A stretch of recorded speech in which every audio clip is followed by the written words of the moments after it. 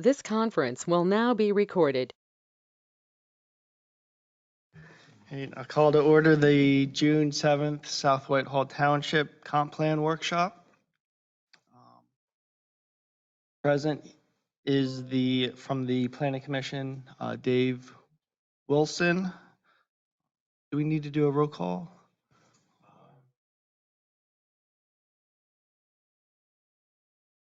We'll start off with the Pledge of Allegiance.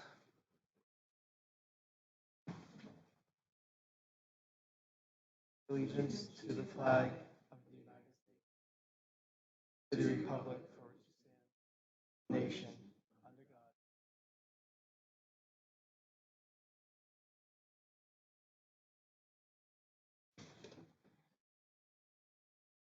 Now we'll do roll call.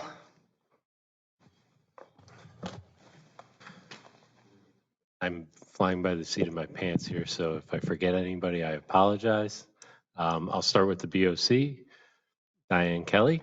Here. David Kennedy. Here. Monica Hodges. Here. Michael Walk. Can you check on the... And Brad Osborne.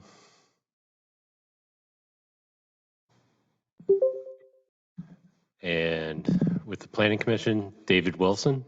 Here. Timothy Dugan. Here. Andrew Flagg. Here. Brian Height. Here.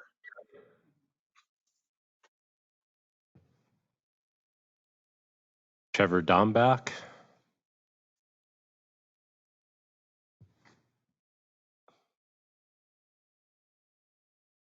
Trevor, you can unmute.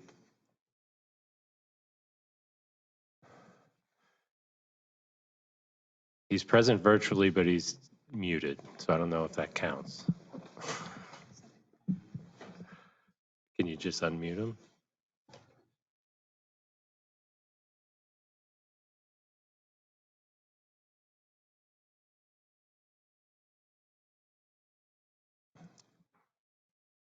So Trevor's present online, but he's unmuted. Trevor, can you say here?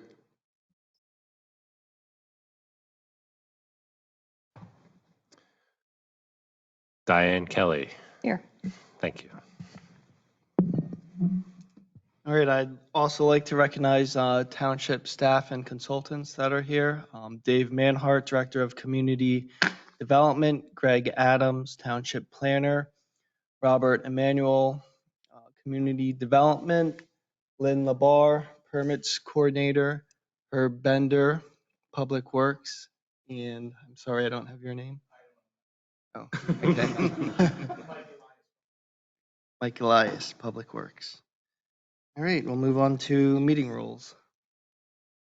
Oh, and Hannah Clark from Michael Baker International.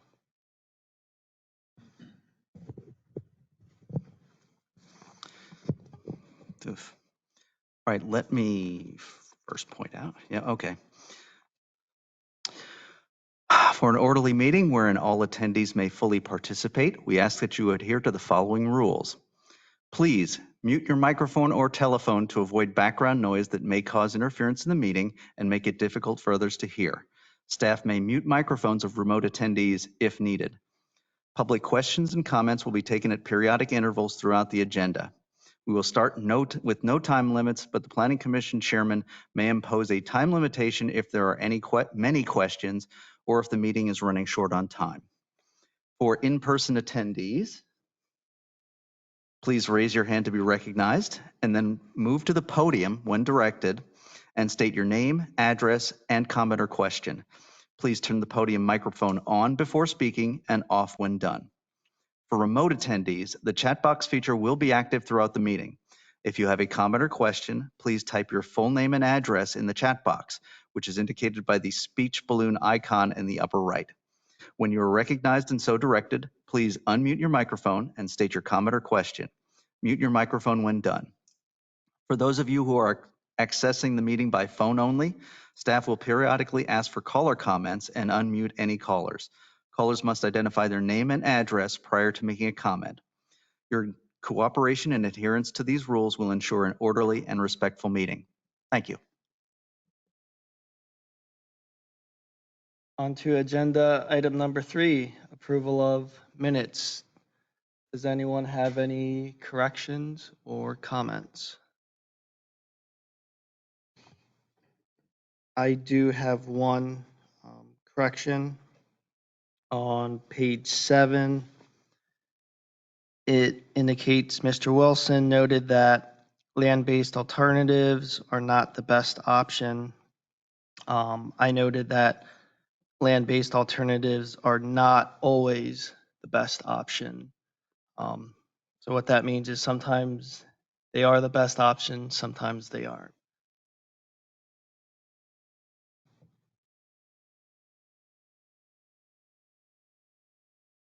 Right. I'll make a motion to accept the meeting minutes as amended. I'll second. Roll call.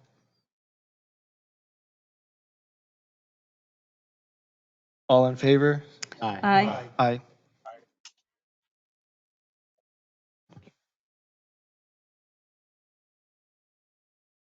Any opposed? All right. Agenda item number 5, comprehensive plan goals and implementation. Yes, so here we are at workshop number 5. So the first part of the slides, we'll just kind of recap and go over things that we go over normally, and then we'll get into community utilities. The last meeting we reviewed and kind of had discussion about priorities and things to look at. We as staff, as community development staff, sat down with Herb and Mike from Public Works and hashed out the goals and objectives for the community utilities. So they're here to chime in or offer any additional comments as we go through that. And then we will get into housing. And if we have time, community facilities. And we can briefly talk about public engagement. We had, at the meeting, we kind of started roughing out a community engagement plan. At the next meeting, there will be more detail on that. But we can kind of get into that if time allows. The proposed timeline, roughly the same. We're shooting for a final draft in September. That'll give us enough time for the 45-day comment period to get adopted November, December is kind of the time frame. But here we are in the process. We finished the statement of goals and objectives. We also finished the resource protection plan, goals and objectives, strategies, implementation for each of the subsections: agriculture, historic, and natural resources. At the last meeting, we discussed community utilities. We've coming back with a presentation for additional or recommended goals and objectives. And then we'll jump into housing. Once we get done with all of that, we will get into the mapping and land use plan, and all of that will get plugged into the models, culminating with the draft comprehensive plan. So at each meeting, we review public comment we received, and then review the synthesized goals that we talked about, and then we have an open comment period, and we're seeking approvals in quotes because it's not a formal approval, but just the go ahead to post it on the website and start getting comment from that. So the public comment review, we received a comment from the, do you have the online? Yes. Okay. We received two comments from the online form. One of those comments was followed up with, Marie sent a pretty detailed letter or email with some comments, and we'll review that. The comment, so Full transparency, we're reading all the comments we received under the draft goals. The comment is stop this ridge farm development now, multiple exclamation points, and sue cave builders for destroying the earth. So that was a comment received. And then we have Marie's comments, and Greg can kind of, I'm going to hand it over to Greg because a lot of it has to do with street trees and things of that nature. So he can provide some more comment. And this is the comment posted by Marie North, and she followed it up with a subsequent email. She's also here in the audience tonight if you wish to ask her specific questions. But she touched on a number of items in the natural sphere, encouraging or requiring a mature tree inventory by a forester, and doing an analysis on that, particularly invasives versus natives, carbon capture potential, health of the trees, and actually commercial value. She touches on encouraging or requiring native street trees, chosen after an analysis of the species to find out the best ones for that. She touches on a percentage of native shrubs and trees to be used in landscaping for all land developments. She touches on encouraging the residents to choose outdoor lighting that minimizes light pollution, and gives us a reference to the Dark Skies community website. She talked about contacting PPL about converting street lights or bulbs to dark sky friendly fixtures. And she would like to encourage scenic view sheds to be preserved or incorporated in development plans wherever possible, and gives us a couple of links for that. So quite good and well-written comments. So I think the comment of the forest inventory, actually incorporating that into the development process, is something that we could probably do as part of an implementation item. We'll have to figure out exactly how best to craft that, because you don't want to do it for every project that comes in. Perhaps if we tie it to the official map with woodlands on it, or if it's over a certain acreage, or we'll have to figure out something. But I really do like that idea. Forward with.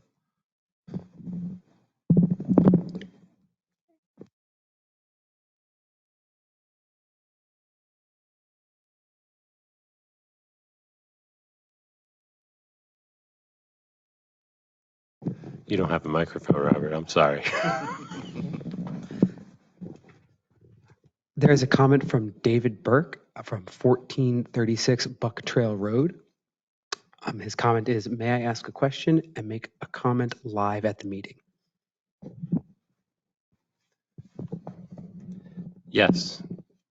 All right. David, do you want to make the comment now? Yes, please, if I may. Yes, absolutely. I spent some time this afternoon looking through the documentation and so forth on the website. And I was part of the subgroup, I guess it was in the early part of last year.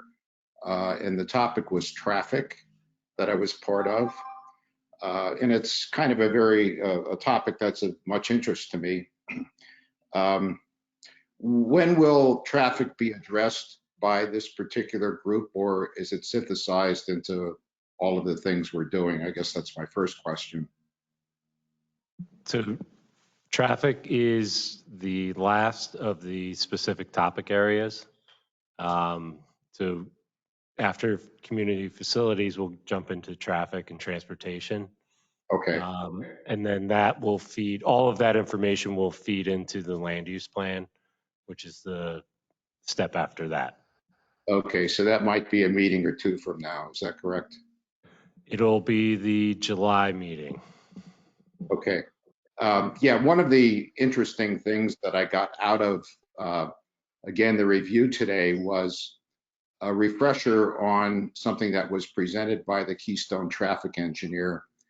And before we get into that, though, I did note that the January 11th, 2022 meeting, in terms of goals, outlined one of the goals being coordinate future land use, development, and redevelopment in sync with the capacity of the road networks and utilities to absorb changes.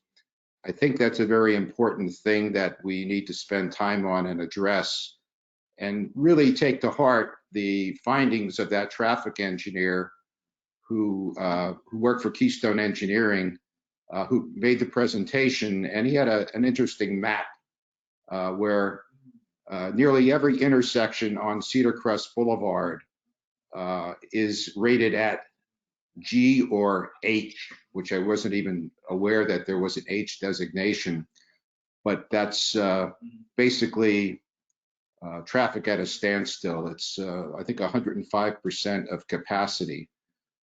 Again, that was a projection for 2040, but it's something that I think that we really need to pay attention to, as the area of Walbert Avenue and Cedar Crest Boulevard is not very good right now. It will be worse with Ridge Farms, and certainly it's going to be just it'll be like the Schuylkill Expressway with an accident on it. Just a comment, and I'm glad we're going to address that in July, and I'll be very interested in attending that meeting. Thank you. Just to reiterate, so after we get done with this process, the models will get repopulated with information from the new future land use plan to provide a little bit more evaluation of this new plan moving forward. So that is kind of worked into the process. Thank you, Dave. All right, thank you.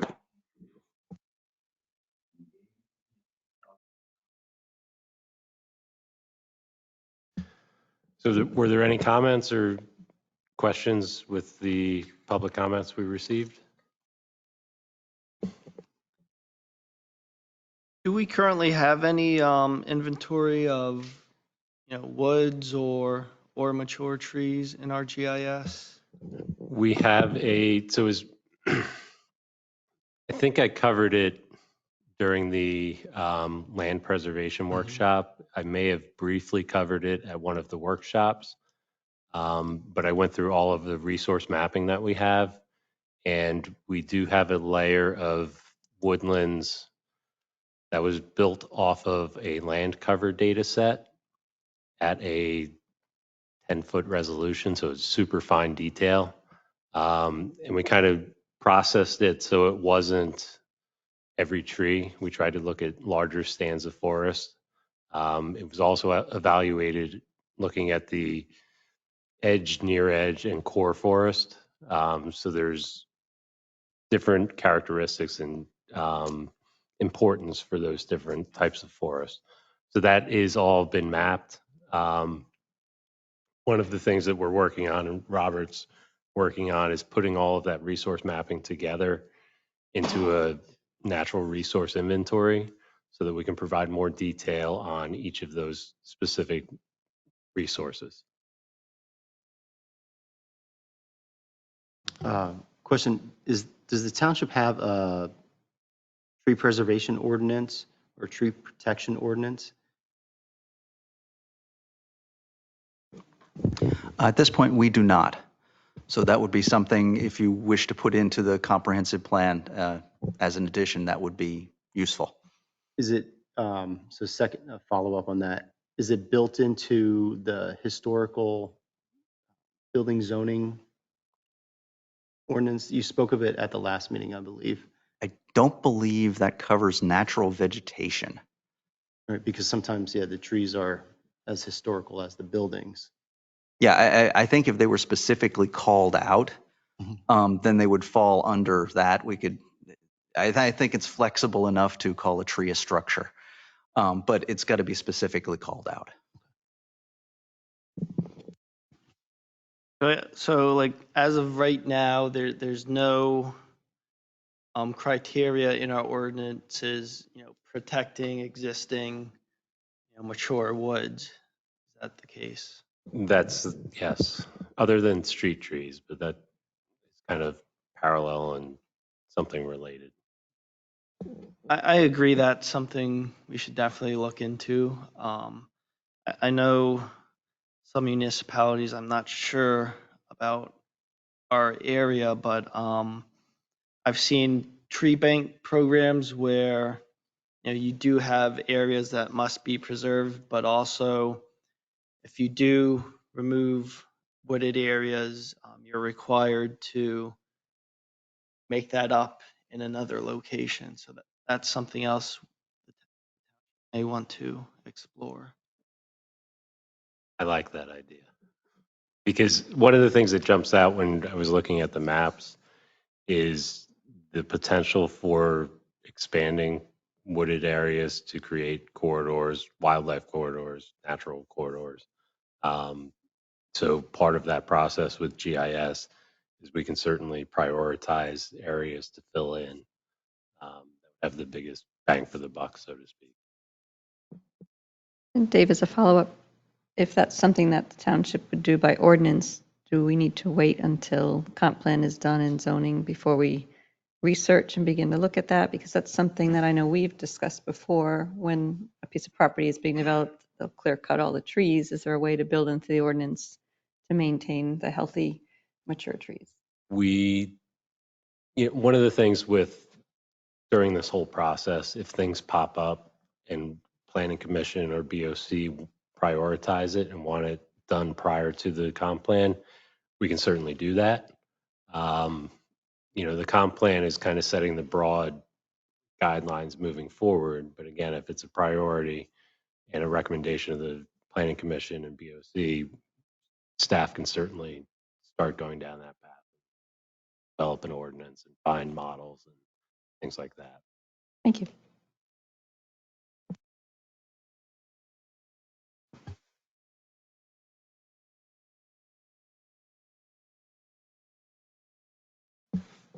Marie, Yes, Marie.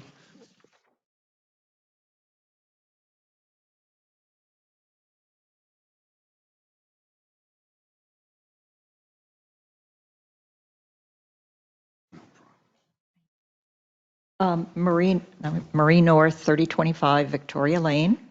I wanted to make a few comments. Dave and I had a really good discussion about wooded properties in the township, mature trees. And the reason this is of interest to me is my husband and I live on a certified stewardship forest in South Whitehall Township. And that is pretty unique for our township to have that type of designation on a wooded property. So having that designation, I believe it's been since 2013, we have observed and learned a lot from the property itself, learned about trees, learned about wildlife, and the benefits from both. So the comments here that some of you made about the mature trees, I think is critical. And it's always seems to me that, and one of the things we tried to avoid with our property is when a developer has a site that has numerous trees on, and this comes with home building as well as commercial building, the idea is let's cut them all down and then we're going to replace them with 10-foot high trees that cost a substantial amount of money and are not going to provide the benefits to watershed, not going to provide benefits for the carbon capture for a while because they're small trees. So there is great benefit to looking at the mature trees and having them evaluated on any site where there are trees and the developer or builder is contemplating doing some building there. And the other thing that I will mention to you, and it may seem you may not be aware, is that you can build with mature trees and you can protect the trees. And it's what we did on our site. And that's pretty, with foresters, it's pretty common knowledge. And they were the ones who guided us in that regard as to how to protect our trees. And we had trees that were about, at that point, I'm going to make a guess that they were about 60 feet tall and we protected them with orange construction fence. And what that protection means is you can't stack equipment there. You can't run heavy equipment over that area. And the reason being is the small roots of the trees are what supports the trees. That's what they get their nourishment from. So when you compact that ground, that soil, you are compacting those small roots, and that's what kills large trees. So I can tell you we were very fortunate with the guidance we received that we didn't lose a single tree, and all of the trees are doing well. So don't let someone fool you as you put this together into thinking that these trees cannot be protected, because they can be, and they can be a valuable resource aesthetically, as well as the environment we're talking about, to wildlife. And the other comment I wanted to make that I had forgotten to mention to Dave when I sent in my information is I don't know the specific of the tree, but I know that there's times of the year where there's a certain species of bat that is nesting or roosting in trees, and it is illegal to remove those trees during that time. So someone who has further knowledge than I do about that can give you more information on that, but it's something to keep in mind. And without an inventory of, do you have native trees? You know, which ones are the good ones? Which ones are the not so good ones, or invasives, and they need to be removed.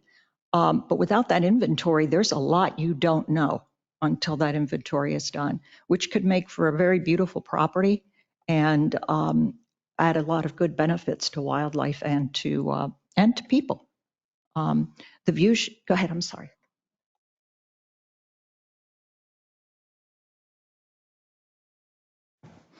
Yes, he's sitting here. He was not our first forester. He was our second forester. I believe we are on our fifth forester at this point. But what happens with this plan, which is a wonderful thing, now we are individuals. I don't believe this applies to commercial properties, but Tim can fill you in on that.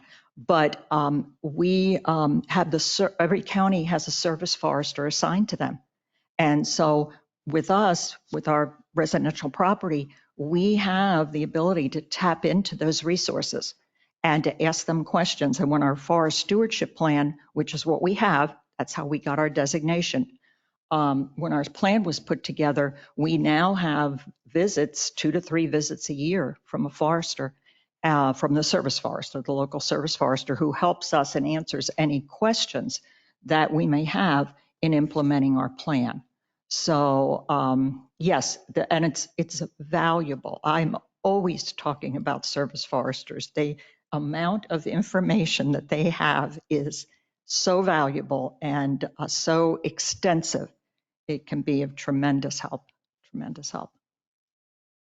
Okay, and the only other thing I would say, and this is maybe something beyond where the Planning Commission wants to go with this comp plan, is we did speak about wildlife corridors, and a continuous forest are helpful for wildlife. But the other thing we might want to consider, and there are a few communities in the country that have done this, is actual wildlife corridors that actually go under a highway or over a highway. They have been very successful in mitigating large accidents where people are hitting animals. The animals are not going to change their route. You know, that's built into them, it seems, into their DNA. They know the route they're going to take. They're going to cross that street at that spot. That's why you see those signs up, deer crossings, that type of thing. So something to think about. I believe there would be grants available that could help with that. I know it can be an expense, but when you're talking about natural resources and wildlife, they're all connected, and everything is helping. I mean, I could go on and on about that. But so it's critical that we look at the species, all species, for our own benefit as well as theirs. So I think that's it. Thanks for your input, Marie. Sure, you're welcome. So I have a quick question. Is it reasonable to ask a developer? It is. I'll pull it closer. Is it reasonable to ask a developer to provide a tree audit for any developmental properties that are coming in front of the township, so that the township can look at what's there prior to looking at the development and ensuring that there's a tree preservation that's going on, and the good trees are saved, and they have to modify their design to take that into account. Yes. So that's what a tree preservation ordinance would do, is we would build it into the land development process. So there'd be that inventory up front, where that's kind of the first step, is to kind of figure out where they're what's buildable, what's not. Also tied to that is the idea of cluster development, which we'll get into a little bit more. So there's techniques to do that, for sure. And it's something that we can work into the development process. And unfortunately, right now, our ordinances are just lacking. Seems like. I was going to say one of the SALDO requirements is to show all trees over 6 inches in diameter or the significant stands of trees. So that's already a SALDO requirement. Whenever we get land development plans, they do show those. And they often do list the species, although they might not be terribly accurate because it's engineers rather than, foresters looking at it. But we have that capability in certain land developments. We have initiated tree protections. It wasn't part of the ordinance, but we work with the developer to make it happen. So it is something that we can do now, but certainly we can strengthen those in the future. Greg, is that currently a voluntary action by the developer then? For something along those lines, yes. Of course, as you know, the township holds some cards occasionally, and we can get some cooperation in the cases we want. Thank you. We have 2 comments in the chat. The first is from Trevor Dombach from the Planning Commission. The state of Maryland has a rather robust tree and forest preservation effort, if I'm not mistaken. There are many resources there. I know depending on the site location, proposed development location, a licensed forester needs to review the site, similar to wetlands. Just a general note and comment. The second comment is from Phil Ferenschak at 1957 Lotta Street. Ridge Farms, the trees are already cut down. Can the remaining trees on the property be saved? I believe the trees in the lower part where the development is going to occur have been cut down. However, I guess a large amount of the standing trees on the properties are slated to remain. Obviously, some of them are going to come down for roads and houses and such, but there are some tree preservation areas embedded in the plan, especially on the slopes and in the open space areas that are to remain. So there will actually be a fair amount of the existing trees on that property to remain.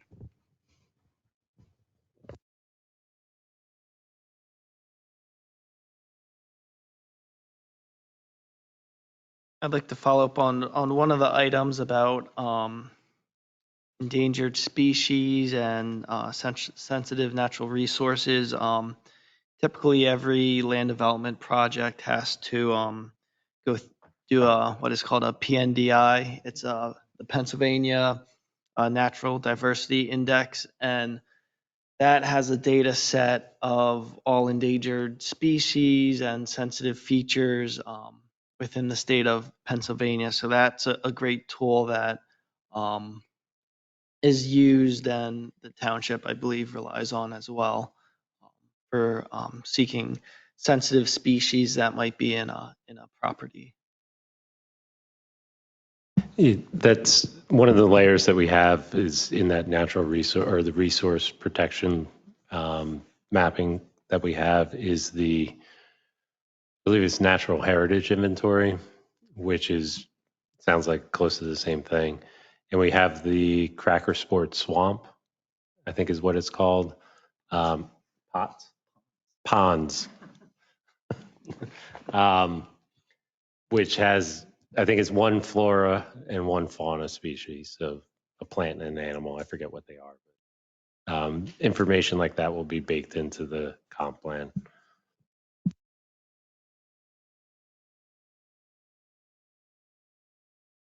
You have another comment, Marie? Greg informed me it's I believe the plant is a dog hobble. Now it's on. Okay.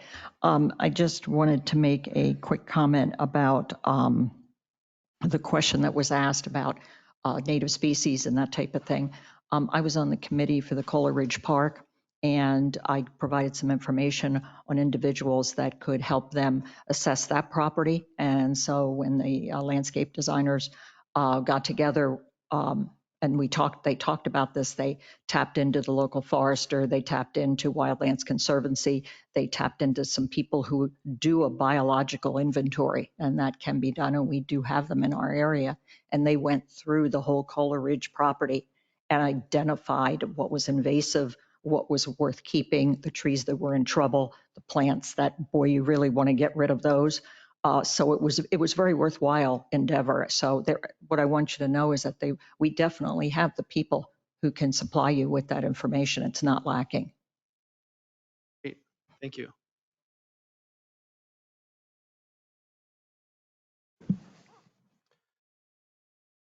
okay. So what we'll do, and part of this process is getting comment, and as we get comment, we build them into the existing because they're only draft goals and objectives and implementation. We can build into it, bake these comments into the existing stuff.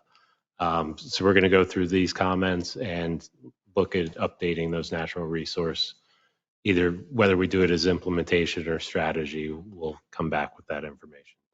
So thank you for all the comments. So moving on to community utilities.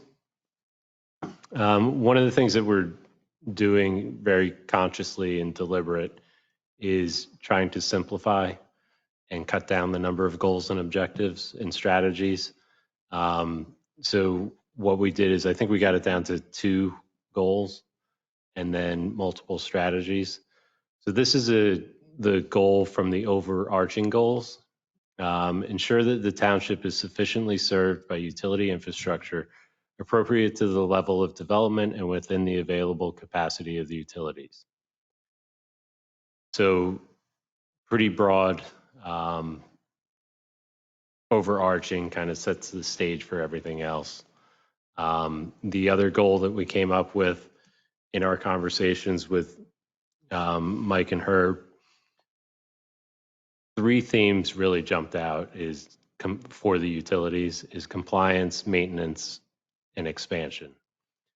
And then economic strategies around those. So we built this goal, develop sound economic strategies that consider compliance, maintenance, and expansion of utilities. So tying the economic impact to each of these phases of utilities. The first strategy, develop an economic analysis that evaluates revenue streams to ensure the expenses related to expansion, maintenance, and compliance are sufficient. So taking that one step further and coming up with some sort of economic analysis that looks at economic impact and viability and what it costs to run a utility, baking that into development process, maintenance of the utility. So then we further broke down each of these sections into expansion. One of the things we talked about with expansion is there's 2 types of expansion for the utility. There's an expansion for customers on existing lines, and then there's also the extension of the system. For each of those, we want to make sure that the revenue stream can handle the expansions. So one of the things that we talked about was maximizing users per foot of infrastructure. So the more users you have on a length of pipe, the more revenue you're going to get, the more you're going to have maintenance costs covered. So that's something that we talked about baking into the process. As far as maintenance, we talked about increasing the productivity of existing infrastructure. So again, that concept of maximizing what we already have in the ground will help with maintenance costs moving forward. Also related to maintenance is improve the infrastructure data to aid in evaluating and planning maintenance. So in their day-to-day operations, building in mechanisms to collect data, which is going to help maintenance planning for the future. And then with regards to compliance, we talked about evaluating and evaluate or anticipate pending compliance regulations to be included in the budgeting process as soon as possible. One of the things that kind of came out of this as we were discussing is there's legislations changing frequently. There's the lead and copper rule, and we'll get into that in a little bit.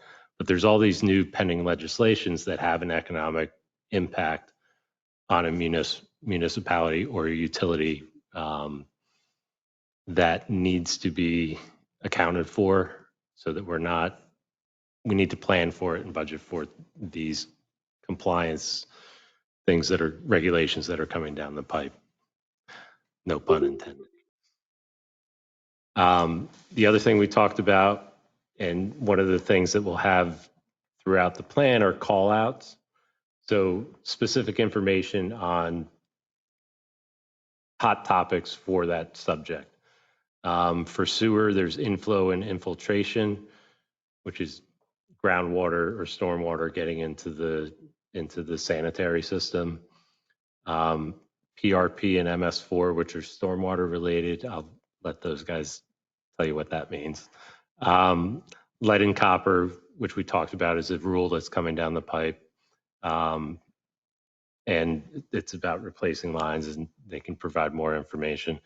And then the other two came up in the working groups, looking at broadband access, not only specific access to broadband, but choice. And what we can do as a municipality to increase choice and access for residents. The other thing that came up was renewable energy and energy conservation. So these are some of the call outs that we'll build into this utility section. I do have a question. In Yep. terms of, you mentioned improving data and collecting data, and I agree it's very important to have data, because if we don't have the data, we're sort of at a loss. Does that mean, like, in terms of metering of utilities, or in terms of doing an inventory of where our meters are and manholes and whatnot, and having the correct GIS and survey equipment to locate all those facilities? So I can kind of speak to the GIS side of it. We have a very robust GIS for the utilities. One of the things that's missing from it is some of the detailed data. So we have location information. We have the XY. We're missing some of the elevation information, so the inverts and pipe diameters and things like that. And I think, Herb, you can talk a bit. We have the sewer truck, which ties into the GIS and some other things that they're working on that will help build some of the data. Yeah, the new sewer truck that we just currently got, the new camera truck. Every night at midnight, every day when we take that truck out, downloads to our computer, and then we compile it, and then we go through it, see what's bad, what's good, and then if it's not correct in the GIS, we get it up to Dave, and then he has one of his team members correct it in the GIS system.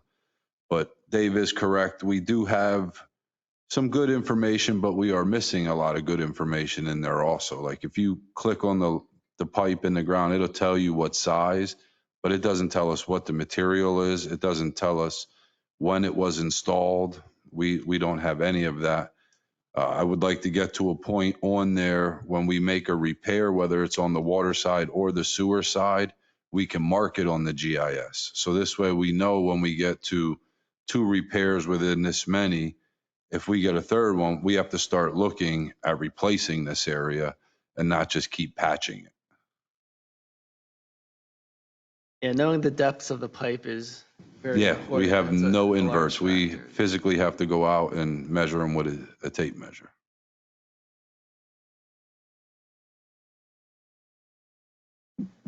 So I think if there's other comments or questions, now's the time. So I just have one question. From the call-outs, 3 of them are township responsibilities, which would be sewer, stormwater, and water. The other 2 are kind of services that are portable and brought into the community by others. And so do they belong collated together, or should they be standalones? So, yes. So they do kind of, because they're not the direct purview of the municipality, but there are things that we can do as a municipality, whether it's ordinances for renewable energy, or working with broadband providers in our, I think it's called the franchise agreement. There's things that we can do as a municipality that can encourage choice or renewable energy and things like that. And that's kind of what we want to highlight in the call outs, is what a municipality can do or what we can do that addresses some of the issues related to that. Yes, please.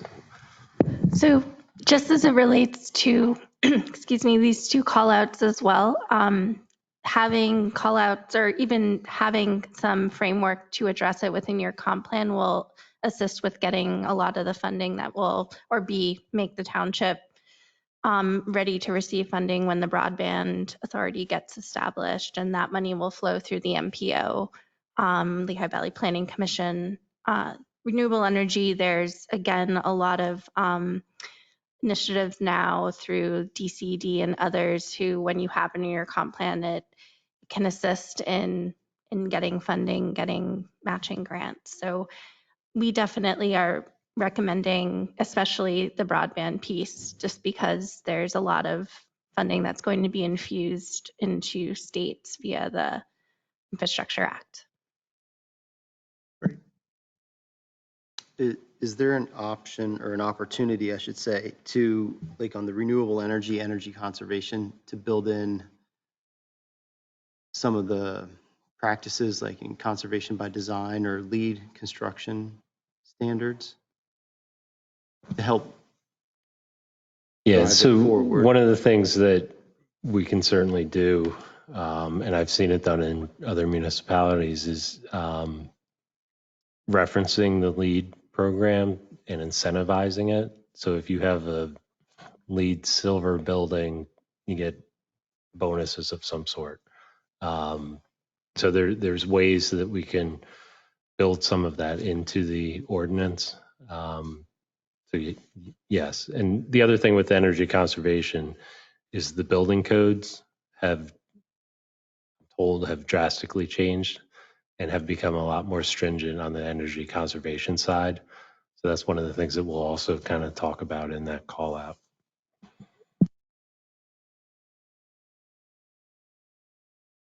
I had one question on the expansion maintenance compliance. They're all very good items that I think we need to include, but I'm just wondering, this is the what we want to do, but how and who's going to monitor and make sure it's being implemented. It's not clear. And is that by design, or, for example, increase productivity of existing infrastructure? Yeah, so those are the strategies, and then at the implementation, so the implementation table, which I didn't go over, I apologize. But a lot of this implementation actions came from the working groups or from the old comp plan, and have brought over. And one of the things that we have in here is conduct analysis of users per foot to determine optimal revenue stream to cover future maintenance. So there's an economic analysis we can do that'll help us evaluate moving forward, whether it's a new subdivision that wants to extend lines. We could have a certain number of users per foot is the goal, to be revenue neutral. and build that into the zoning ordinance to allow the densities that would accomplish that. So it kind of ties all of the utility build outs to zoning eventually. Okay, thank you.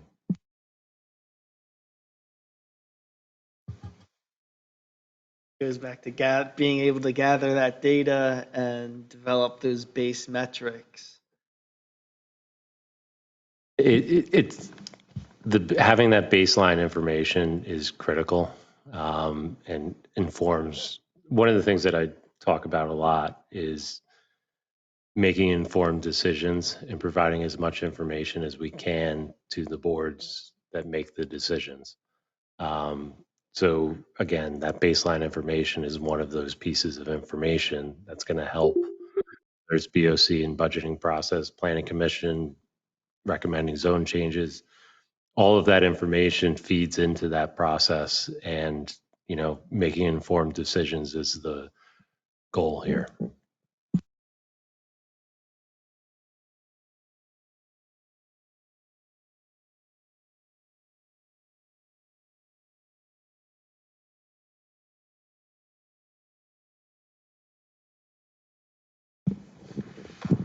Anything else? Any suggestion? Is there anything missing or any changes that anybody would like to see to this? Again, what the next step for us is we take this, put it on the website, and create that comment form. Again, so if anybody here listening or somebody watches the video, you'll have the opportunity to put in a comment. One of the things I talk about is, you know, driving home, you may have a great thought. Oh, I wish I said that. We'll have this information up tomorrow or Thursday. Definitely by the end of the week, we'll have it up and have those forms ready. So if there's no changes that we'd like to see and we're okay with it, we'll move forward and put this on the website.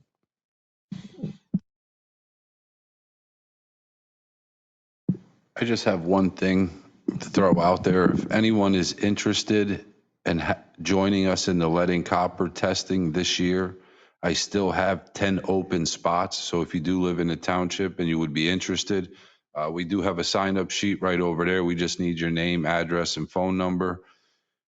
What it is the night before you go to bed, you run no water. As soon as you wake up in the morning, we will have the jugs dropped off the day before. First thing in the morning, your first sample of water that you draw, you just fill the bottle, set it outside in the bag. We pick it up, we send it to the lab. And then as the results come back, we do let all the residents know who participated, what the results were of the lead and copper in there. And that is also done every year in our consumer water report audit we do. Strong arm, Mr. Dugan. So we got one sign up already this evening. On something like that now, Herb, do you notify just the individual that put out the water or the surrounding area?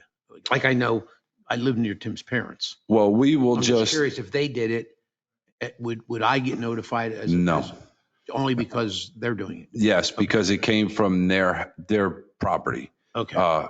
But the results do show not individual results, but the overall result will show up in 22 consumer audit report for the water system. And for those of us that are not on the township water system, but you would have to participate with Aqua. Sorry. Herb? Yes. This is Brian Height.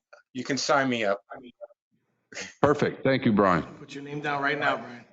My house is 50 years old and it's got copper pipes, so. Yeah. And what's your address? 1273 Eck Road. 1273.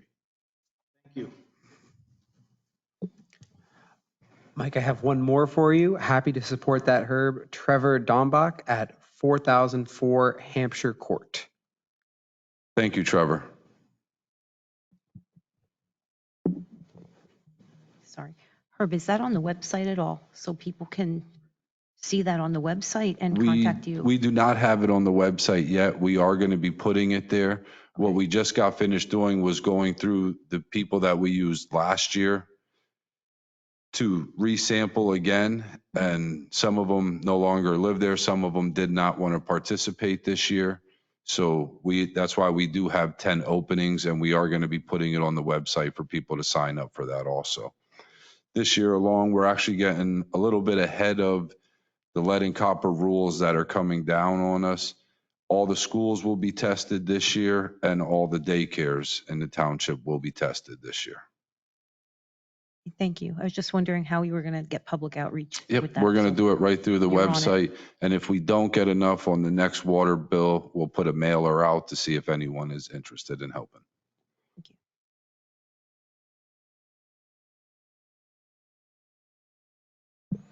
you. Okay, so we'll take those community utilities and put them on the website and open that comment form. The next, we'll move on to the new element. So we have housing is the next topic. One of the things that we noticed is in the working group, in all these recommendations, is there was a lot of concepts that may need some review. So we can review those concepts, or we can kind of go in and kind of jump right in. So if you guys would like a little bit of review, we can certainly do that if you think it would be helpful. Sure. Okay. With that, I will hand it over to, I can figure out how to, I might have to stop sharing and then transfer. Do something a little differently tonight.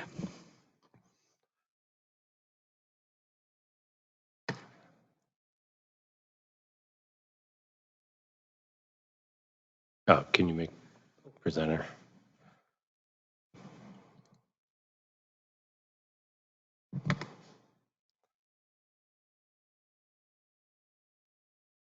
It's time for Jeopardy. We have one category tonight. It is housing. This is for between 100 and 500.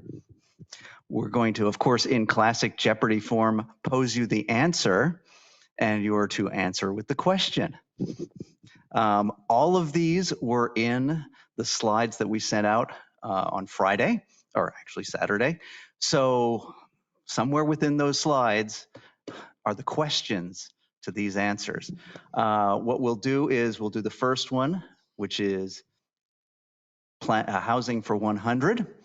And the answer is poorly planned auto-dependent growth, usually of a low density, single-use nature in previously rural areas, and some distance from existing development and infrastructure. If you think you know the question, raise your hand. If you're online, there's a little raise your hand button there. You can do that there. And if you think you know the question, go ahead and raise your hand.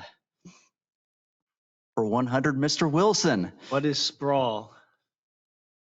Correct. So you get a piece of candy. This is how we incentivize things here.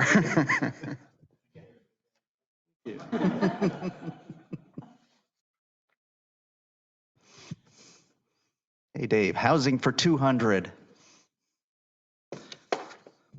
The answer is a dwelling unit, either attached to a single-family principal dwelling or located on the same lot and having an independent means of access.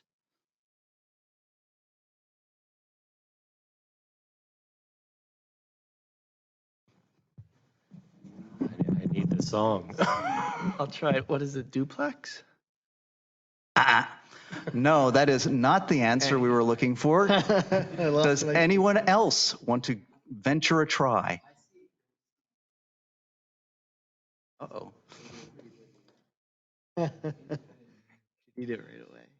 Either that or raise your hand in the chat box by simply saying raised hand.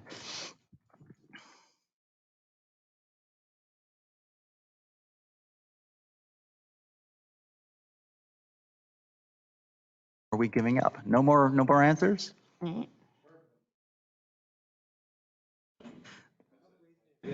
We have a raised hand in the chat box. We have a raised hand from Christopher S. What is accessory dwelling unit? Yes. Hold on to Christopher, you get 2 pieces of candy. You can pick them up at a reception in the municipal building. Virtual candy. That's right. We're now moving to housing for 300. And the answer is a development design technique that concentrates buildings on a part of the site to allow the remaining land to be used for recreation, common open space, or preservation of environmentally sensitive features. Ooh. We have Timothy Dugan. What is clustered? Yes. 3 pieces of candy. I think we have a tie here. Someone online also submitted cluster development. So 3 pieces of virtual candy going to Michael Hurst. Move on to housing for 400. The answer is an approach to land use planning and urban design that promotes the building of pedestrian-friendly neighborhoods with a mix of uses, housing types and costs, lot sizes and density, architectural variety, a central meeting place such as a town square, a network of narrow streets and alleys, and defined development edges. What is mixed use? That is not what we are looking for. Oh.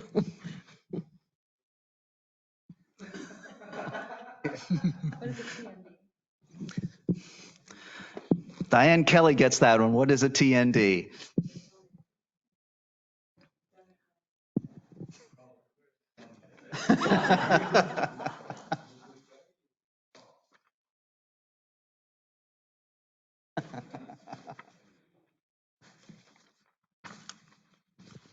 And finally, no, sorry, this is not the double jeopardy. This is housing for 500. The answer is a removal of the right to build or develop expressed in dwelling units per acre or floor area from the land in one zone district and the transfer of that right to land in another zone where such a transfer is permitted. Ooh. We have a raised hand from Michael Hirsch, a TDR, transfer of development rights. He is correct. More virtual candy goes online. Saving more candy for us. Want to thank you all for playing tonight. It's good to see that all the answers were given, both totally correct and somewhat correct. So good to see you've done your homework, and we're ready to move on into housing. So one of the things that I think the idea of, there's a lot of terms that get thrown around by us planners, and we often take it for granted that we're using these terms. So we thought it was a good idea to kind of start with a little bit of a refresher. And if it was a good idea, I have a book full of definitions so we can keep playing probably for a couple of years. So I have the book. So we can go over these pretty quickly, but I got to share my screen. Thank you.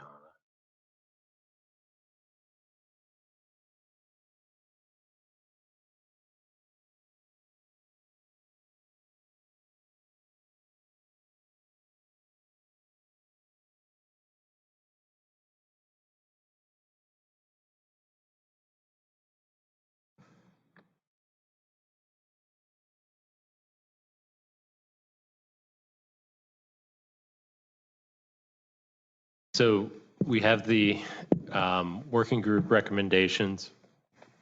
And during the process where we had the working groups, we built out each of the recommendations into a kind of a synopsis sheet, summary sheet that provided information. And one of the ideas is to use that for the implementation plan, because most of the working group recommendations were implementable. So we're going to use those as the guidelines for the implementable plan. So we have cluster incentives, which we talked about, affordable housing incentives. One of the things I talked about during those work groups, and I mentioned quite a bit, is there's affordable with a capital A, so subsidized housing, and then affordable with the lowercase a, meaning a lower price point, which is often referred to as workforce housing, or the missing middle housing type is one of the things that is talked about. Review and amend zoning ordinance to ensure that all types of housing are provided. Transfer of development rights, planning for walkable, bikeable communities. Replicate the success of age-restricted communities for communities without age requirements. Hannah, were you in on that one? So that, I think, relates to the planning for walkable and bikeable communities in the sense of having housing a bit closer together with a central area to convene, and then seeing how extra land can be utilized for trails or walking paths. So it was referencing some of the elements that are being seen in some of the age-restricted communities that allow for more density but seem to preserve land for other uses or for preservation. I don't think it's a one-to-one, but it's a concept that that was discussed in theory during the working group.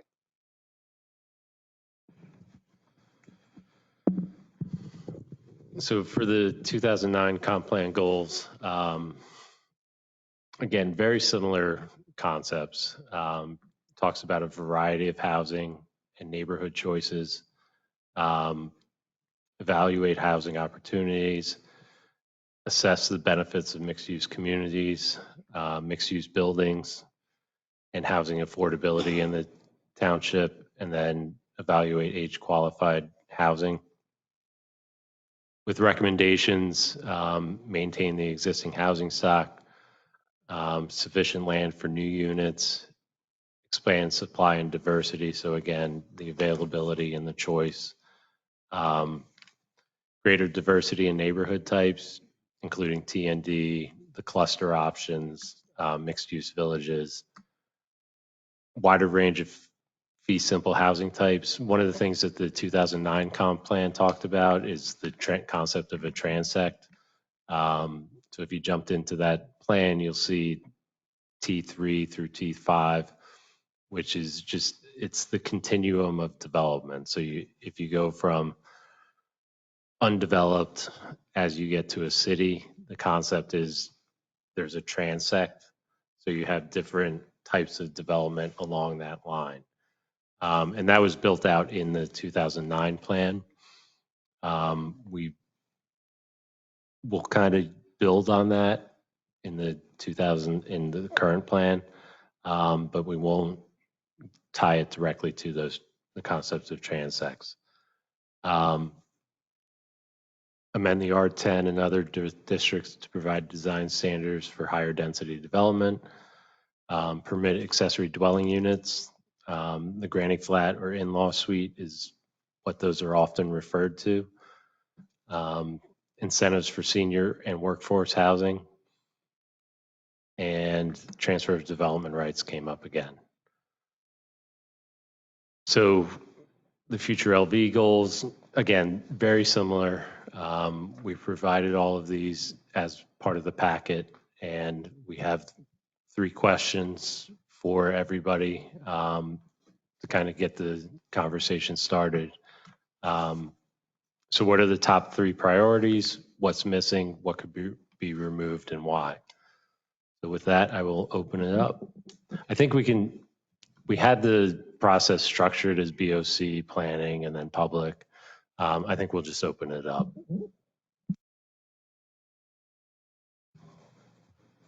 Just as a quick comment, one of the things that to me is missing is we're offering or discussing incentives for clusters and incentive for affordable housing, which is all great.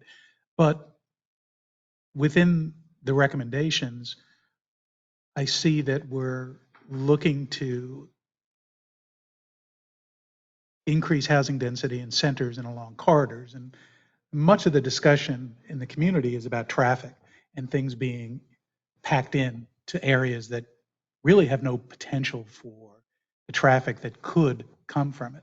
So should we be looking to incentivize developers to build where there's less development and encourage them to look at the community and the township as a whole, as opposed to cherry picking accessibility, desirable accessibility?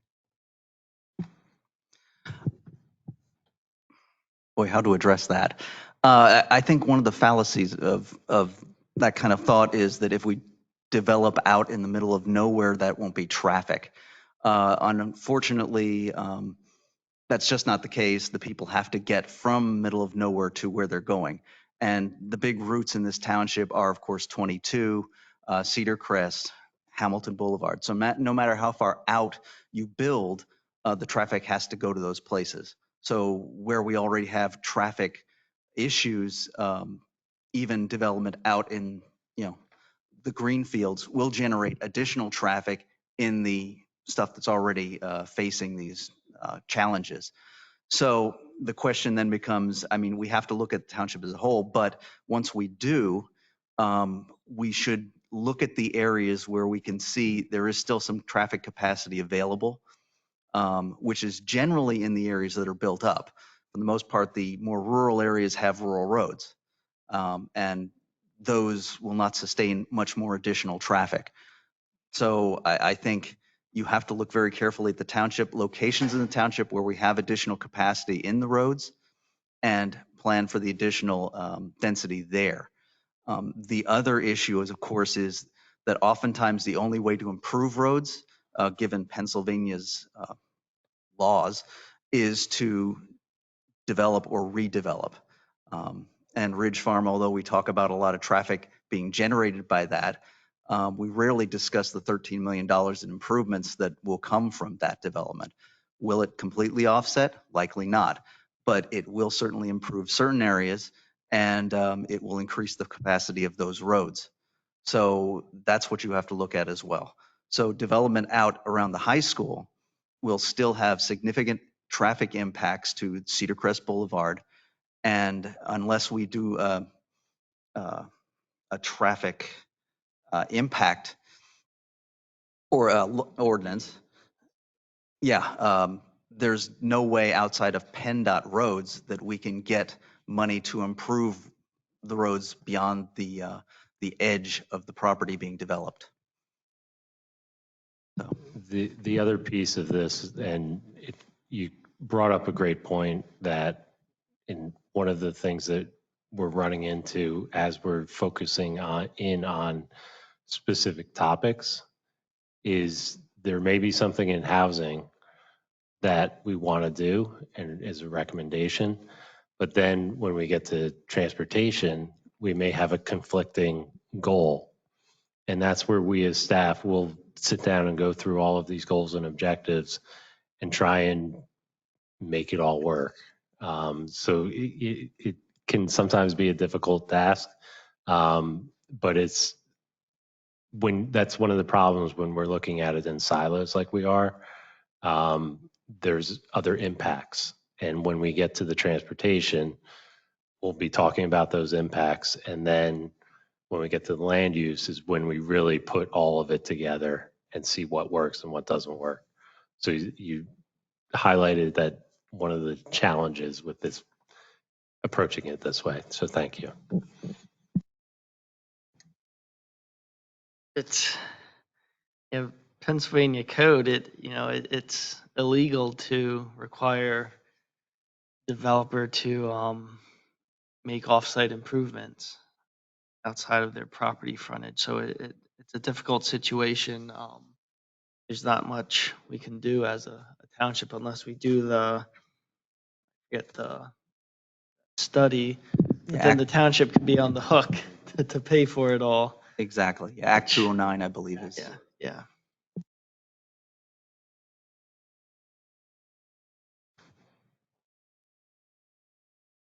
I know one of the things that we've talked about over the last few years on planning was design standards. And I don't see that that's reflected anywhere. And I don't know if that's something that we can add back in, because I think it's important to keep the character, especially if we're putting a large development close to an established neighborhood, to have some continuity of the aesthetics is important.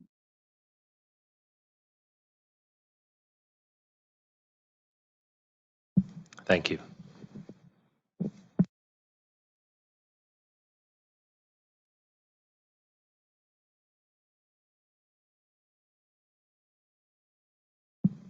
Anything that could be removed or was overly redundant?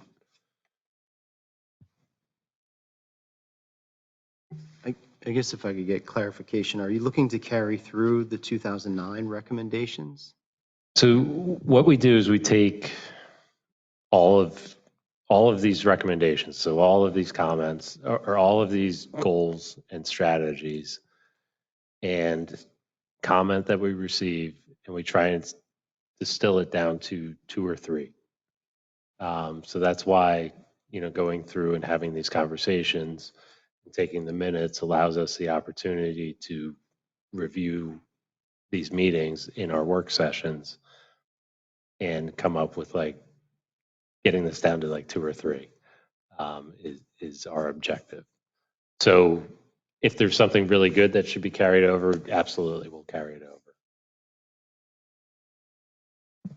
Well, I would just say, I think it'd be important to continue to have in the walkable, bikeable communities that are close to accessories, resources, with the impact to traffic or the need for travel, transportation. So that's an opportunity there to try to maintain that in, but there's a right place for that to occur. Just the same, it's going to be tied in more than likely to utilities as well at the same time.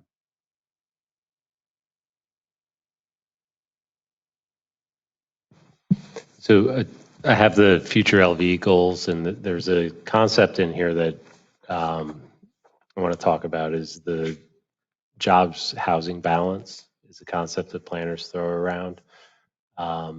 Within a certain geography, the idea of having a equal number of jobs and equal number of living units is something that people's communities will strive to achieve that. One of the things that we have, you'll hear the term bedroom community, where it's a commuter-based town, so people will live there and commute to someplace else.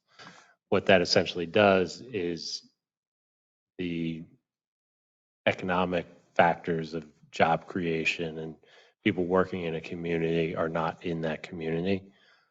So the idea of kind of bringing both of that together, so having that jobs housing balance, so you're getting the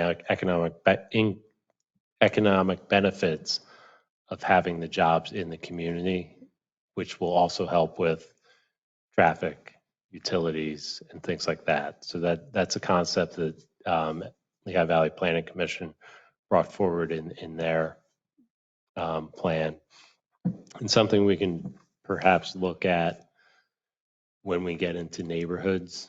When we get to the land use plan, we can look at jobs housing balance as it pertains to sections of the town, because there are sections of the town where it makes sense to have a jobs housing balance, others where it's better to have more houses, others where it's better to have more jobs. So those are things that we'll talk about, and we'll probably bring that up at some point. Dave, do we have any sort of mapping that would define what our current balance is of work and housing? Yeah, so there's a data set from, well, I'm going to let Hannah speak because I talk too much. Yeah, the US Census has a longitudinal employment data set that can be, you can use it for any geography. So we can do it just for the South Whitehall municipal area, and it will show us out of the jobs that are here, how many residents are filling those jobs, how many people are traveling from outside the township, and then for residents, how many are leaving the township to work and how many are staying here. So a very simplified explanation, but you can do it by then industry sector, by how much they make, by certain demographics. I think it'd be helpful to have that so we can understand what we currently have and then how we need to plan. I think I did that in the existing conditions report. I remember doing it. I don't remember if it was here or Lehigh Valley Planning Commission, but yes, it's a fantastic data set. In addition, it gives origin and destination.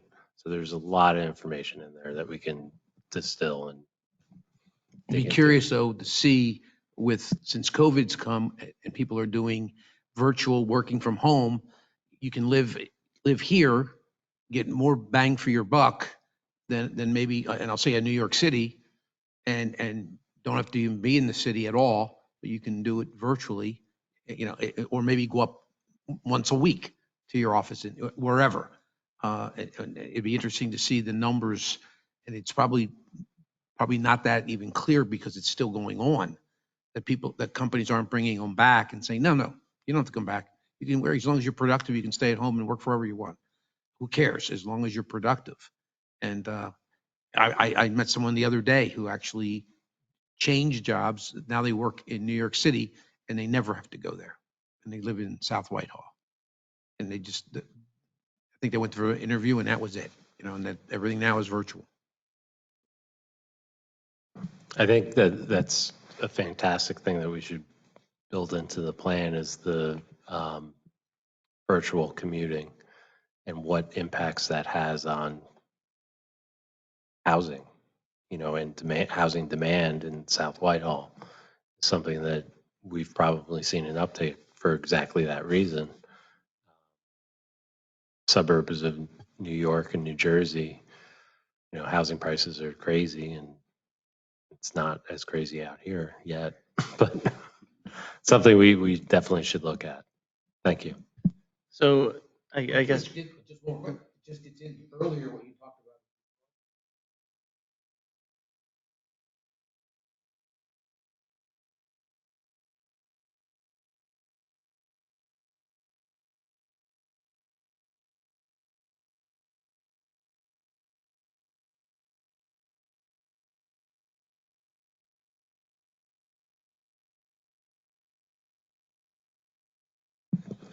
oh, no problem. So to get that detailed information, once again, collecting data, do we have to send out questionnaires or how do we, I know the So census was mentioned. The census has that detailed information, and some of the data goes down to the block level, which is really detailed geography, but that gets a little tricky because they have to filter data based on numbers and things like that.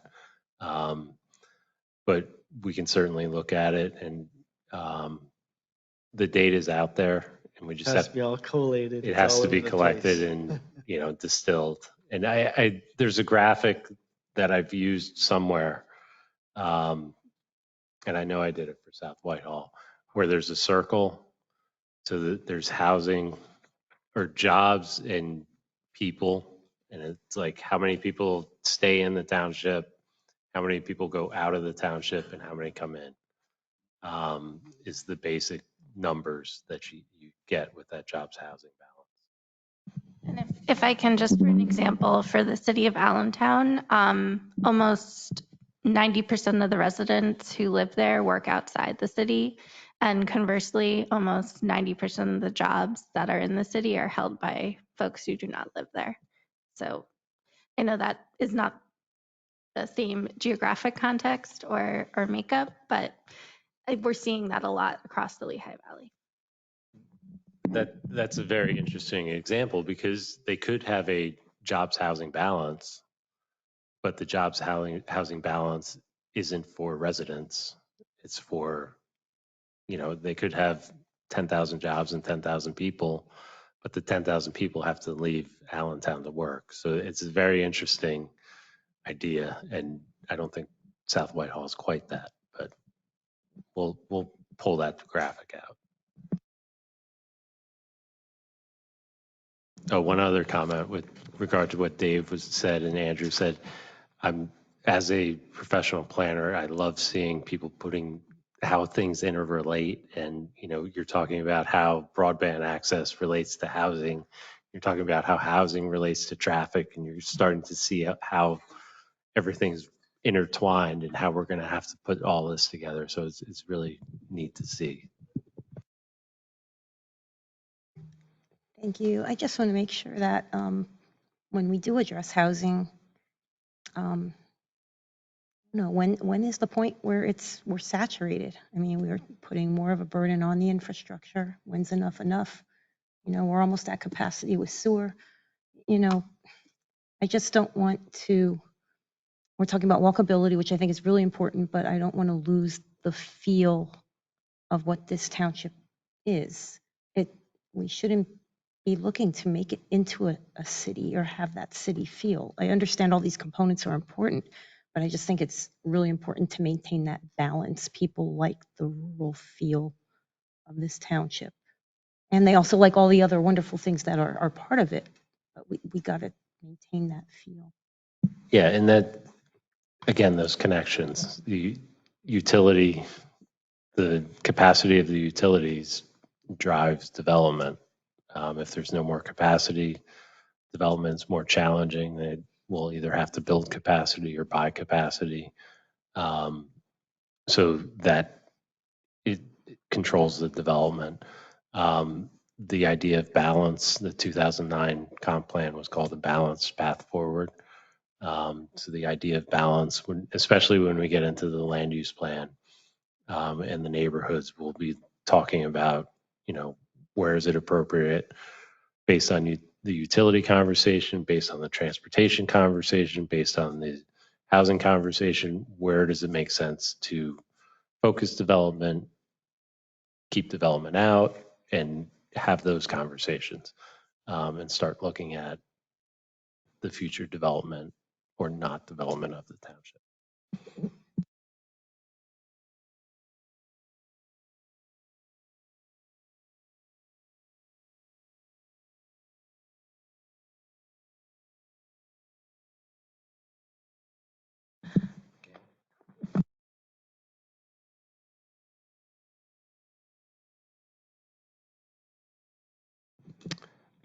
We have a question from Trevor Dombach.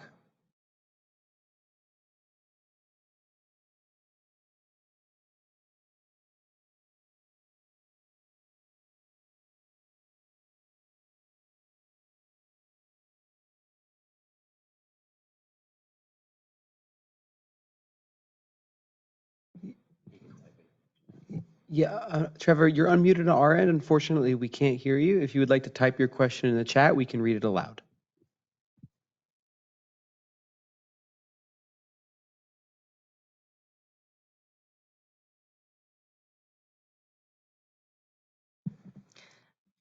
If I may just ask the commissioners and the planning commission and the board, would it be possible to just give us a sense of what you really want to carry forward from all these? I mean, we gave you quite a lot to consider, from the working group to the comp plan to future LV, but one of the items that will be really helpful as the staff goes back and brings forward the recommendations for the comp plan would be to know what's resonating and maybe what should be off the table, or like we said, what's missing. And I've gotten some really good insight so far, but if there's more specific thoughts. Yeah. Well, question, maybe more than a thought, but what's the interaction at this level when we look at capacity with our interaction with the school district?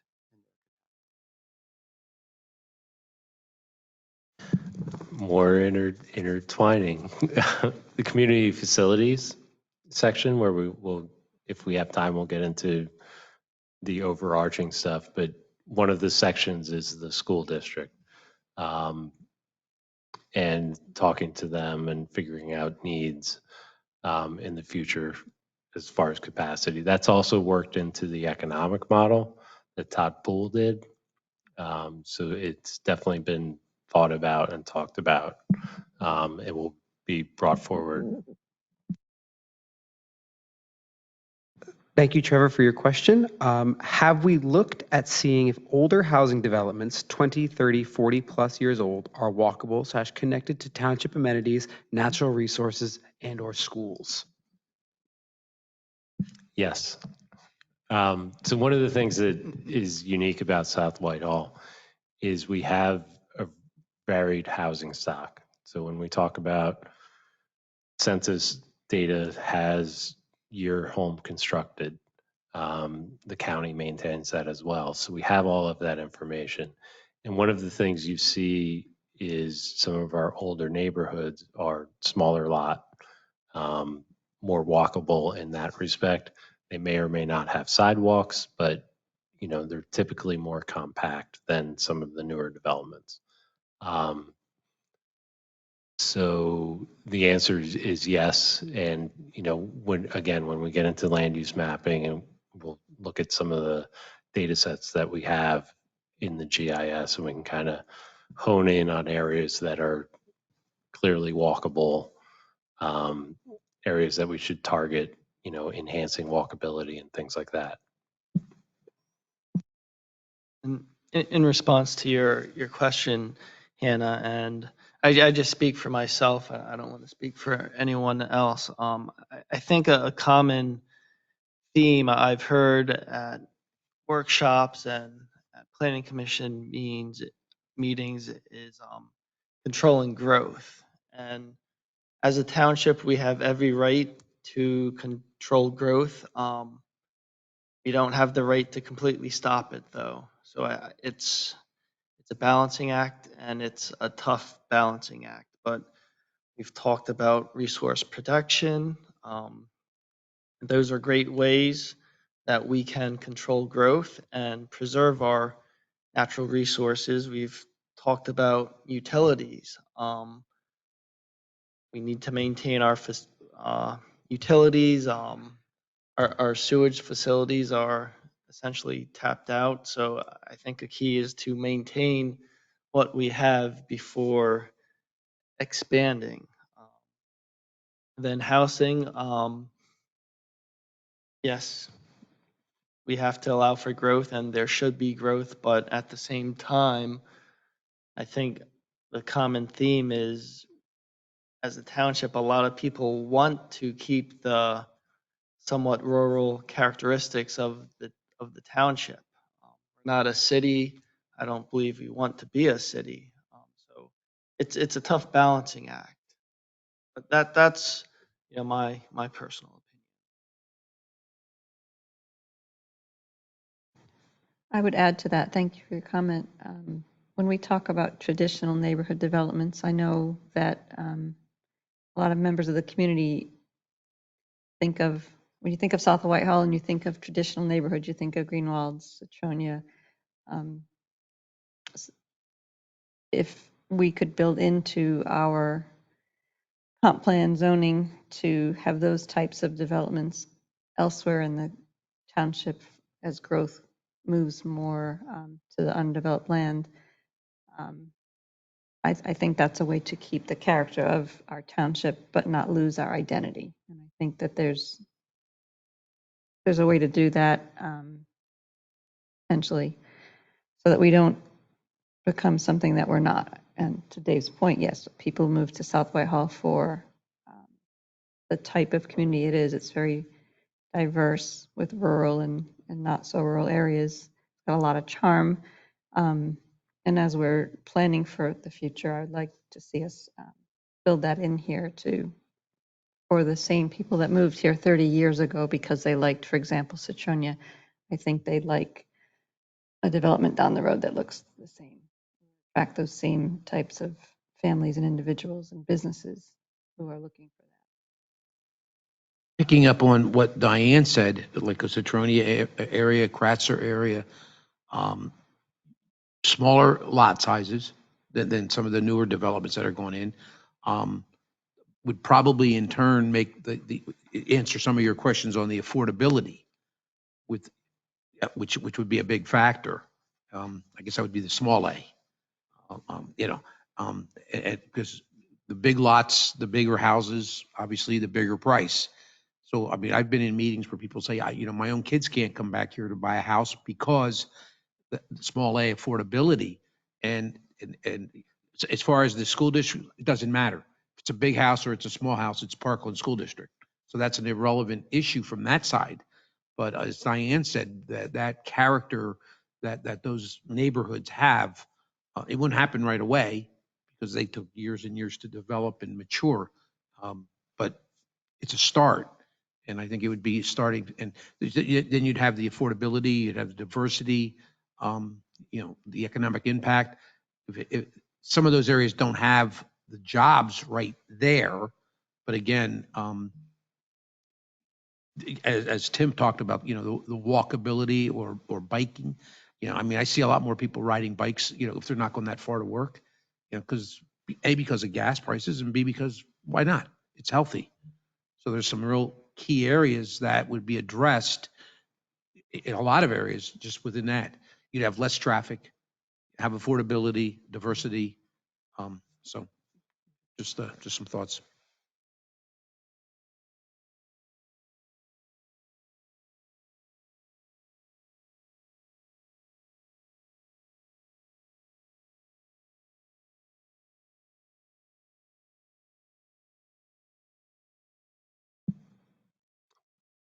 Do you think we should actually go through each page and pick out a top one, or?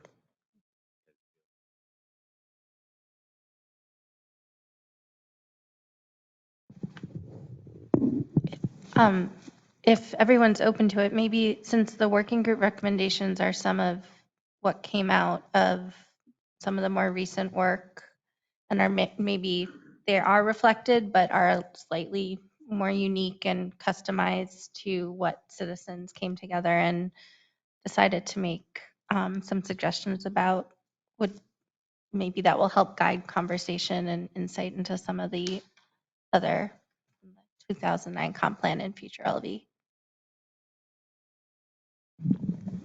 So out of the working group recommendations, is there a consensus as to what the most important piece of that is? We have cluster incentives, affordable housing incentives, zoning ordinance to ensure all types of housing, transfer of development rights, walkable, bikeable, replicate successive age restricted communities, more frequent updates to the comp plan. I'm not sure if that's a straggler because it doesn't have the numbers next to it, but we talked about that in the overall. So any thoughts on most important?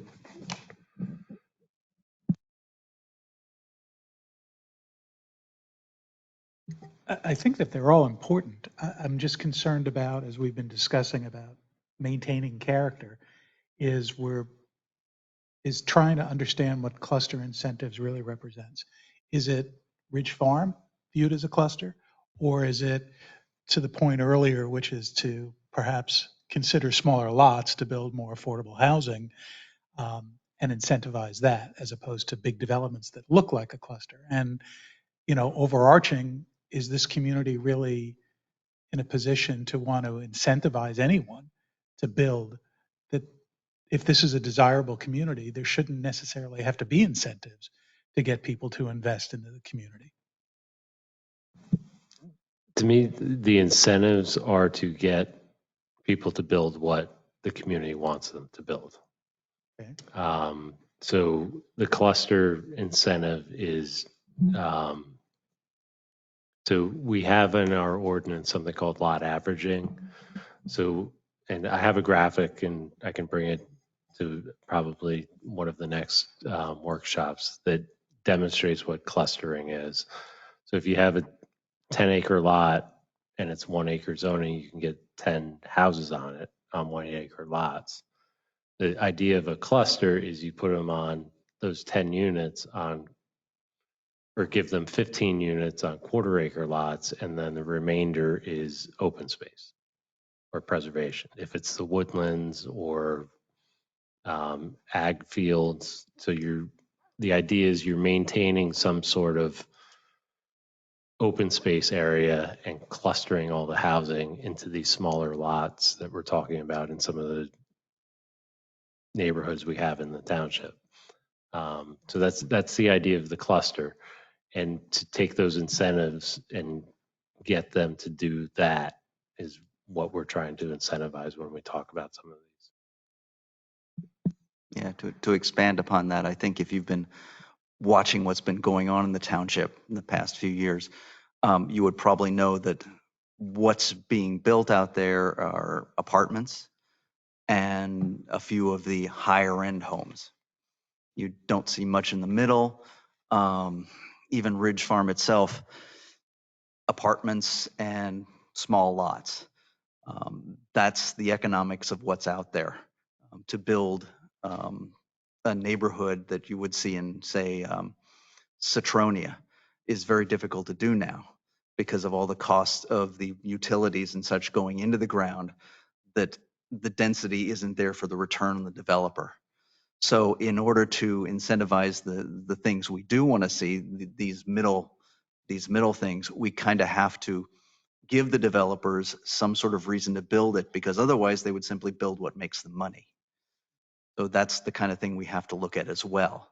And that's the point of incentives, to incentivize what we want, because we may get what they decide they want. So there's a definition of incentive somewhere in the plan. There isn't yet, Okay. but I think having that as a common theme is probably, defining that is probably a takeaway. Don't we currently have density credits that we use when a development is coming in? So is that similar to incentivize? Yes, basically? so Okay. it's to incentivize, like Greg was saying, all of this is economic. Developers are going to build to make money. And if we can give them incentives to make money on things that they normally wouldn't make money on, but we want to see, is we may have to provide some carrots so that it makes economic sense for them to develop how we want them to develop. So what I'm hearing is try to provide incentives to replicate some of these neighborhoods that everyone loves here. Because people move in because they love these neighborhoods, but then what we're seeing is this new development, which isn't necessarily matching what these existing neighborhoods are. So it's sort of changing things. That's Yeah, exactly. And the other thing with, there's a concept called incrementalism. Again, throwing planning terms at you guys, where through the natural progression, take a business, for example, as that business grows, the opportunity for them to expand their business physically, like if they need to add additional manufacturing space to their, say it started as a small shop and, 2 people in the back making widgets, and they want to expand it. The way zoning is typically fashioned across the country is that zone prohibits them from expanding. So that they may have invested in that building, but they don't have the opportunities to expand in that building, and they have to get rid of that asset and buy a new asset or build a new asset to expand their business. So the idea of allowing for a certain amount of expansion within the existing area is a way to retain businesses and retain that connection, local community connection with those businesses. So what that kind of reason I bring that up is it's the idea of redevelopment. At some point, we have to decide where development's going to go, where it makes sense to either allow for this increase in density, or if it's a greenfield, allow for development to occur. So there's all kinds of concepts, and we're talking about how everything's intertwined. And what we'll do is we're going to be making recommendations of things to build into the comp plan or investigate as implementation items. Quick comment. I just think we need to be really cautious with density. When I was out over the past year, people cringe when they hear density. And it's not what this township was. I realize we have to grow, we have to build, we have to keep that momentum going, but not with these dense numbers. It's not a city, we're not Allentown, we're not Bethlehem, we're South Whitehall. And we just have to pull back on the density. That's what I believe and that's what I heard. And I think that's why I'm sitting here, because that's what I agreed with as well. So we have to really be cognizant of that and not turn this into something that it's not. And Diane and Dave, you both said that very well, much better than I could say it. So thank you. Yeah, and again, that all, when we get into the land use and character areas or neighborhoods, is what we will be talking about. It's important to remember where we came from. We became a first-class township in early 70s, late 60s, in order to not be part and annexed by the city of Allentown. So we owe it to learning from our history of, we didn't want to be as dense as the city. That's why we became a first-class township, so we couldn't be annexed. So there's some food for thought there. And I think as we talk about balance and developers' incentives, we've seen a housing boom over the last couple of years, and houses in these established neighborhoods are being sold above asking price the day that it hits the market. So there seems to me to be a desire for people to live in the types of communities that have been established here. And again, as I think everyone has said here tonight, it is about balance and growth, but we have something unique in this township that has attracted some of the most wonderful people to live here. When I campaigned, I knocked on over 4,000 doors and I met so many of our residents who are just, we have a very unique community. And I think that's why you'll hear me say I'm a little bit protective of it. I personally don't think the way that South Whitehall needs to grow is more apartments and very dense developments down the road necessarily. It will be a huge change for the heart of who we have been and who we are today. Realizing times change, I'm not trying to stay stuck in 2022, but people do move to certain areas because of the way a community feels. And I think we need to remember that and try to work to keep that charm that we have, because we have really worked, as Brian just said, to build something unique here that people do desire to move into and have invested even in this current market to want to be part of that. So I don't know how y'all factor that in, but I think it's important for us to remember as we're looking at everything.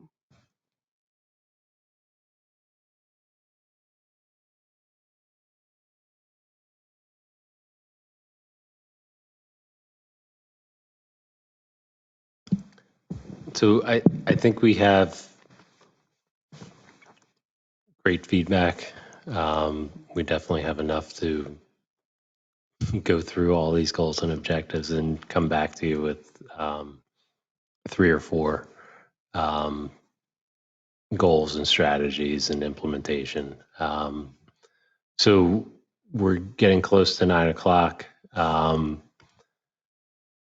want to introduce the community facilities and kind of talk about the next meeting. The next meeting is the 16th. We'll jump into community facilities. We'll start with the overall goal. So one of the things that we came up with in the beginning of the process is each of the elements has an overarching goal. So we'll bring that in, and this is from that overarching goal. Again, go through the 2009 comp plan goals. And then one of the things with community facilities is there's subsections to it, or chapters in the 2009 plan. They talk about parks and recreation, schools, and emergency response. So we're working to get, South Whitehall Township is currently updating their parks and recreation plan. And one of the things we talked about is having the consultant appear at the next, hopefully we have to work on scheduling and coordinating everything, but to provide an update on where they are with that Parks and Rec plan, how it relates to the comp plan. Because when you look at the 2009 plan, it basically just references the Parks and Rec plan. So we want to present the boards with an idea of where that Parks and Rec plan is in their process and where it's going. We also are trying to line up a school board representative, not school board, but a school representative to talk about some of the emerging needs that they see and things that they would like to see in the comp plan. And additionally, we're trying to get somebody to address emergency response. So at that 16th meeting, we hope to have some, subject matter experts we talked about in previous meetings, but have more of the localized. Herb and Mike were our subject matter experts for utilities. So when we get to facilities, we're going to bring in local subject matter experts. And then public engagement strategy. I don't know if you want to give a quick update. So at our last meeting, we had a good initial discussion and brainstorm about priorities for the public engagement strategy as we move towards the final adoption of the plan and releasing the drafts. So what I will be presenting at the meeting on the 16th will be a more in-depth strategy around how we leverage these types of meetings that we know we have on the calendar, which are public, to bring folks in, inform them, but also, as we discussed, build up to what we want to think of as potentially a series of community meetings in September to begin the launch of the public comment period and be a way to really socialize the plan and get feedback, and do so in a way similar to how this planning process started, which was go to different community hubs across South Whitehall Township. So what will be explained and discussed and collaborated on further next week will be how do we build up that awareness and momentum, and what are our, the groups who we need to be sure are informed and engaged in what platforms. And we will go through some of our recommendations, but also it really will be a collaborative discussion to get who your community champions are, who we can really partner with, so we have good turnout in September for those meetings.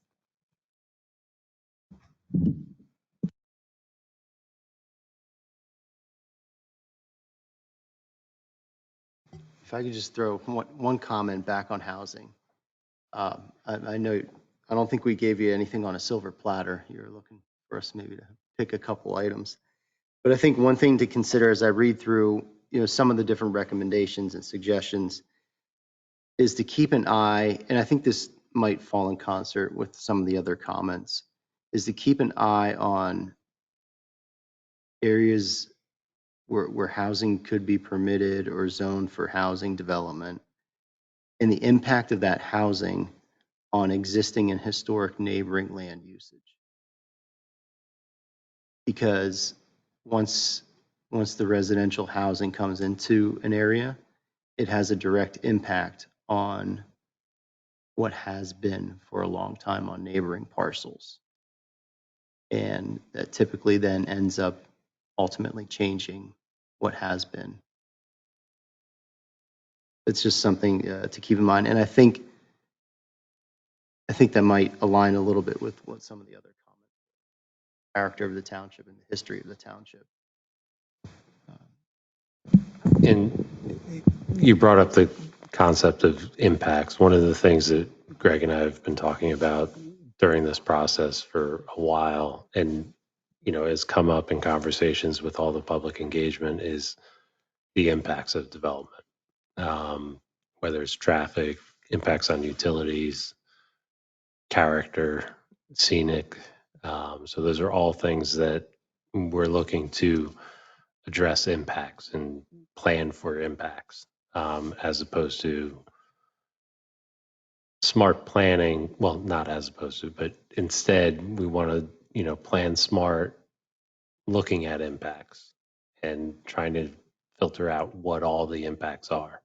So I think character is something that is an impact. These future development could have an impact on future character. And where do you, as the planning commission, where do you see that comprehensive plan? What impacts are acceptable, as you make the recommendation for that comp plan to move forward to the planning BOC. So, we're very cognizant of impacts.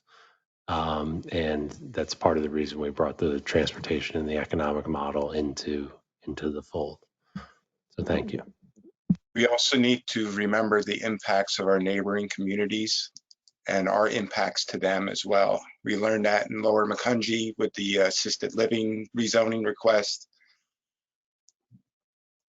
People don't know if they're in South Whitehall, Lower Macungie, Upper Macungie, North Whitehall, whatever. So, and I know North Whitehall's doing their comp plan update now. So, and there's some changes that people are probably not aware of that are very close to our borders that will have significant impacts to our transportation networks, north and south corridors. So that's another thing to be cognizant of as we progress. Thank you. Also tying in with impacts, and I know this all ties in together, our police, our fire, do we have the resources to cover the growth?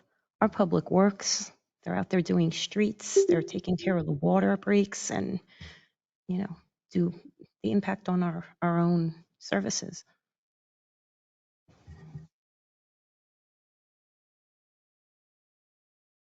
I believe at the end of the day,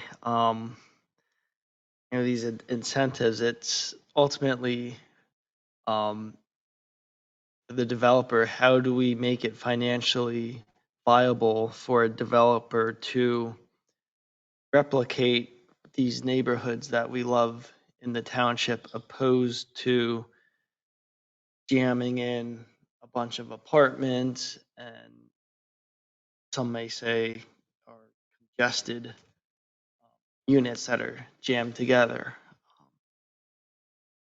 I don't know what the answer is. I don't know if it's,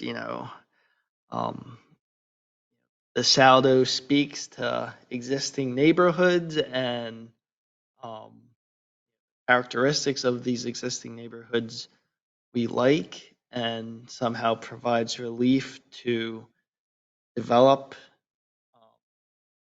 to do development that mimics these existing neighborhoods.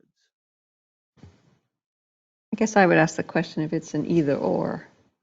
Does it have to be a very dense cluster, or are there other creative ways throughout the state or even in other states with different trends in development that might be a little bit different than what we've seen here, or even in some of our neighboring municipalities, what we might be able to explore as options to help incentivize builders and meet the needs of the community. Yep, there, absolutely. And, as professional planners, we have our trade organizations, our professional organizations, our conferences, continuing ed. So we're constantly paying attention to what's out there, what's being done across the country. We have examples that we pull from. I always talk about the planner's toolbox, and it's a pretty big toolbox because it goes across the country. So there's examples in Oregon we want to use, or Alaska. We certainly can pull those examples and tailor them to South. Thank you.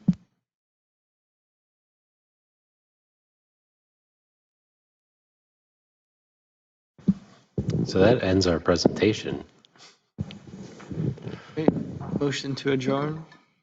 So moved. Second.